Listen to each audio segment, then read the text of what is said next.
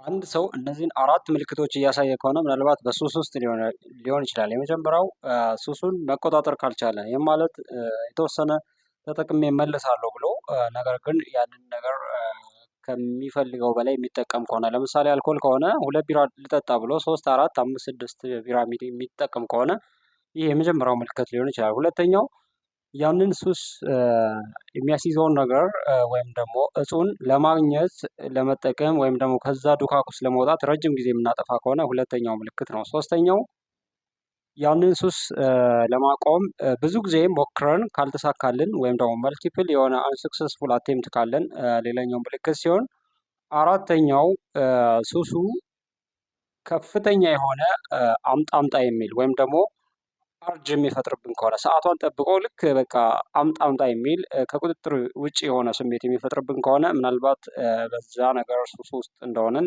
ሊያመላክት ይችላል።